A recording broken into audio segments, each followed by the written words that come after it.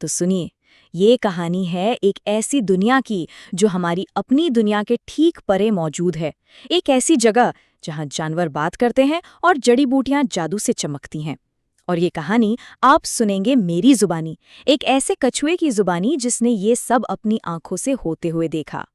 सोचिए कितनी ही पीढ़ियां गुजर गईं, हमारा जंगल एक दुष्ट जादूगर के साए में जी रहा था। वो बहुत बहुत ही ज्यादा ताकतवर था और हमारे जंगल के हर जीव को परेशान करता था। हर कोई हर पल उसके डर में जीता था। लेकिन हमारे पास एक उम्मीद थी, एक बहुत पुरानी भविष्यवाणी जो एक लड़के के बारे में थी, एक दरवाजे के बारे में और एक ऐसे प्यार के बारे में जो किसी भी श्राप को तोड़ सकता था। बस यही एक आस थी हमारे पास। तो ये कहानी है उसी नायक के इंतजार की, जिसका हम ना जाने कब से इंतजार कर रहे थे। देखिए, ये सिर्फ कोई कहानी नहीं थी। अरे, ये तो हमारे जीने की वजह बन गई थी। एक पुराना वादा कि धरती से एक बच्चा आएगा और वही हमें इस मुसीबत से, इस जादूगर के आतंक से हमेशा हमेशा के लिए आजाद कराएगा। वो भविष्यवाणी, उसके हर शब्द हमें मुंह ज़बानी याद थे। पीढ़ी दर पीढ़ी हम इसे दोहराते आए थे कि पहले एक जादुई दरवाज़ा खुलेगा, फिर धरती से एक बच्चा आएगा, वो बच्चा वो जादूगर का सामना करेगा और अंत में जादूगर की हार होगी। ये तय था। और फिर सालों के बहुत लंबे इंतजार के बाद आखिरकार वो दिन आ ही गया। वो दिन जब भविष्यवाणी सच होने लगी। मैंने अपनी आंखों से देखा, एक पुराने पेड़ के तने पर अचानक एक रंग बिरंगा चमकता हुआ दरवाज़ा खुल गया और उसमें से एक लड़का निकला। नाम था उसका दीपक। वो अपनी उत्सुकता और अपने खोए हुए पिता को ढूंढने की चाह में हमारी दुनिया में आ पहुंचा था। उसकी दुनिया हमारी दुनिया से कितनी अलग थी, आप अंदाजा भी नहीं लगा सकते। वहां जानवर चुप रहते हैं, जड़ी बूटियां बस साधारण पौधे हैं और समय सबके लिए एक जैसा चलता है। पर हमारी दुनिया में हम जानवर इंसानी जुबान बोलते हैं, जड़ी बूटियां जादू से चमकती हैं। अरे, यहाँ तो सूरज भी अपनी मर्जी से ढलता है। लेकिन देखिए, उस लड़के का आना तो बस शुरुआत थी। भविष्यवाणी का पहला हिस्सा, असली परीक्षा, वो तो उसके दिल की, उसके चरित्र की होनी थी। हम सबके मन में बस एक ही सवाल था, क्या ये वही बच्चा है जिसका हम सदियों से इंतजार कर रहे थे, या फिर ये कोई और भटका हुआ इंसान है जो गलती से यहाँ आ गया है। बहुत कुछ दांव पर लगा था। और फिर हुआ ये कि उस लड़के का सामना हुआ हमारे जंगल के राजा शेर से। बेचारे जादूगर के काले जादू से घायल पड़े थे, उन्हें मदद की सख्त जरूरत थी। जरा सोचिए, वो चाहता तो एक बात करते, शेर को देखकर डर के मारे वापस अपनी दुनिया में भाग जाता, कोई भी भाग जाता। पर उसने ऐसा नहीं किया। उसने पूछा, मैं आपकी मदद कैसे कर सकता हूं? बस वो एक पल, उसी एक पल में मैं समझ गया था, यही है वो।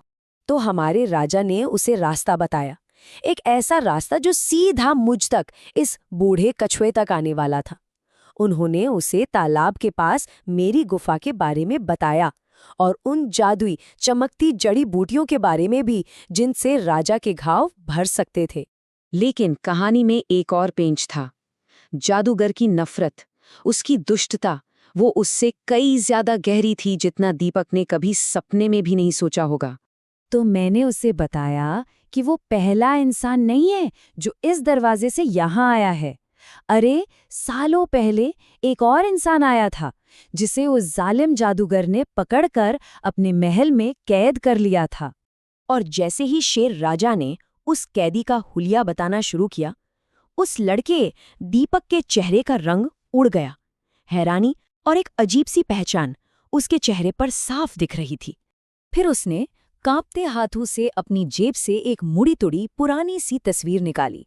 वो उसके पिता थे, वही इंसान जिसे वो न जाने कब से ढूंढ रहा था। उसी पल उसकी अपनी खोज हमारे जंगल की किस्मत से हमेशा के लिए जुड़ गई।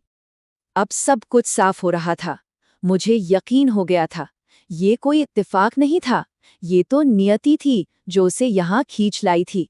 कहानी के सारे टुकड़े अब जुड़ने लगे थे, क्योंकि भविष्यवाणी का एक हिस्सा एक ऐसा राज था जो खुद वो जादूगर भी नहीं जानता था।